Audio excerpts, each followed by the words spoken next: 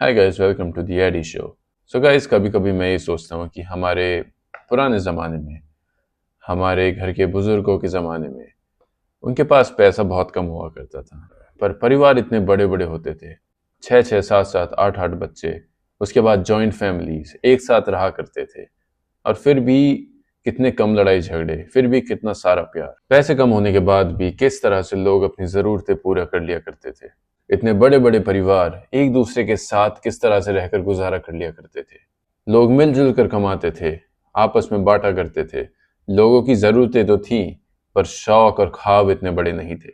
लेकिन अगर हम आज की बात करें तो उस समय से कई गुना ज़्यादा हमारे पास पैसे हैं, हमारे पास सुविधाएं हैं। पहले उतनी सुविधाएं भी नहीं थी। पहले बिजली, पानी और जो भी कुछ आज हम टेकन फॉर ग्रांटेड लेते हैं, हर एक चीज के लिए कितना एफर्ट था, कितना ग्राइंडिंग करनी पड़ती थी। सोचो, अनाज आता था, अनाज को पीसना और पीस कर आपके रसोई घर में पहुंच जाना और रसोई घर में फिर रोटियां सेक कर खाना। ये अपने आप में इतना इलेबोरेट प्रोसेस हुआ करता था। और आज की डेट में इट्स बीन सो एफिशिएंट। आज की डेट में कितना एफिशिएंट है। आप ब्लिंकिट से आटा ऑर्डर करो, 5 किलो 10 किलो आटा आपके घर पे है पिसा हुआ। आप फटाफट रोटियां बना सकते हैं गैस पे। और फिर भी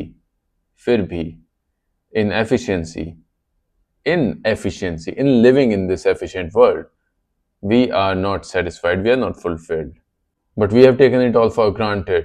आज हमारे पास गाड़ी है, फ्लैट्स हैं, घर हैं, अच्छे अच्छे कपड़े हैं पहनने को, कैफेज हैं हैंग आउट करने के लिए, सो कॉल्ड दोस्त हैं जिनको हम फोन करके बात कर सकते हैं।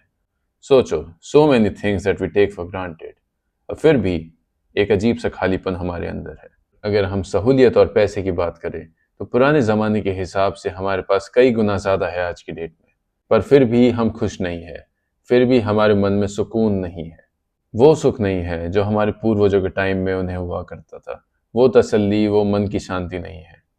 और जिस तरह की चैन की नींद हमारे पुराने ज़माने के लोग इतना कम होने के बावजूद सो जाया करते थे, आज की डेट में इतना कुछ होने के बाद भी हम नहीं सो पाते। ऐसा लगता है कि हर समय एंजाइटी हमें पकड़े हुए है, या फिर हम एंजाइटी को पकड़े हुए हैं।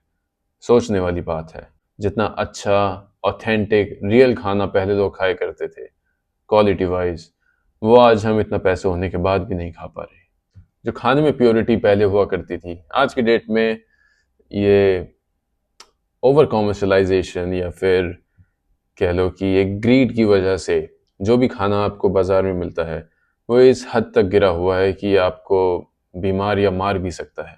अगर इतना पैसा और सुविधा होने के बाद भी आज हम अपने शरीर को तिल तिल करके मार रहे हैं, तो फिर इस सुविधा का, इस पैसे का फायदा क्या।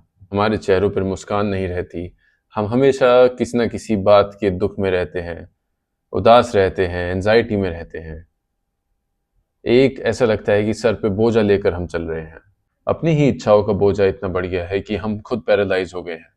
यह ऐसा बोझा है जिसके साथ हम समंदर में कूद गए हैं, और ये बोझा हमें समंदर की तह तक खींचे चले जा रहा है, पर हम उस बोझे को छोड़ने को तैयार नहीं है, फिर चाहे हम खुद मर मिट क्यों ना जाएं। आज की डेट में किसी के पास कोई असली दोस्त नहीं है, किसी के पास रिश्तेदार नहीं बचे हैं। पैसा खर्च करके हम बाहर टूर्स एंड ट्रिप्स लगाए आते हैं, पर वो पैसा खर्च करने के बाद भी वो होलसम फीलिंग हमें नहीं मिलती है। It's not there, it's not fulfilling. कहीं ना कहीं कुछ ना कुछ मिस आउट ही रहता है। डज नॉट मैटर आप किस जगह घूम आए, डज नॉट मैटर आप कितना पैसा खर्च करके कितनी अच्छी जगह घूम आए, it still does not feel homely. It still does not feel like you belong there, like you are welcome there. पर जब हम बचपन में छुट्टियों में अपने गांव जाया करते थे, अपने नाना नानी के घर, उस टाइप की होलसम फीलिंग बड़े होने के बाद आप पूरी दुनिया घुमाओ, वैसी फिर कभी नहीं मिलती।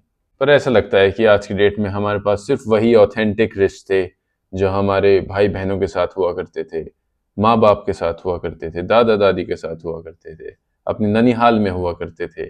ऐसा लगता है कि वो ऑथेंटिक, रियल बॉन्ड या रिश्ते या फीलिंग, उसके अलावा सब कुछ है हमारे पास। It's just like an old saying कि in search of gold we lost diamond, and that is really true about modern Indian society. हमारे पास जो एक डायमंड था, हमारा कल्चर, हमारा मिलनसार, हमारा कम होने पर भी खुश रहना, we gave that up for this consumerism, for this modernism, for this being isolated, especially हमारी generation ने. We compromised a lot. We gave up our peace of mind just so that we can have a piece of this prosperity that is advertised to us. But is it really fulfilling?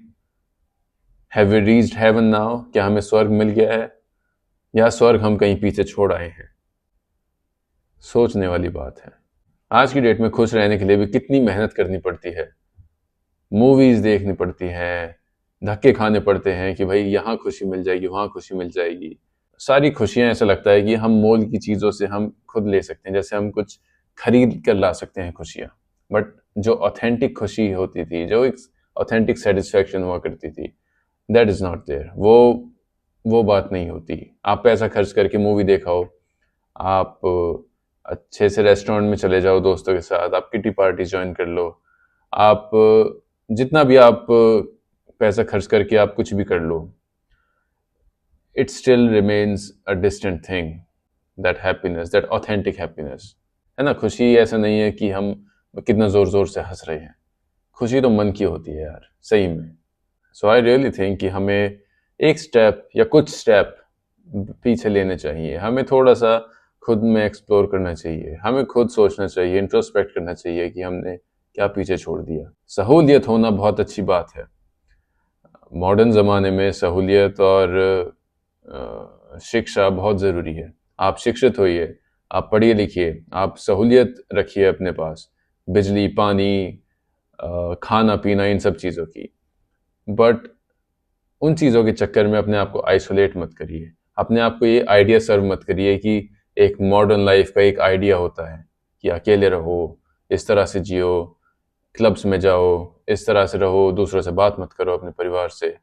I think वो हमें कहीं ना कहीं introspect करना पड़ेगा. And we should really pick and choose the best of both the worlds. हमें वो authentic feel भी चाहिए और हमें सहूलियत वाली ज़िंदगी भी चाहिए.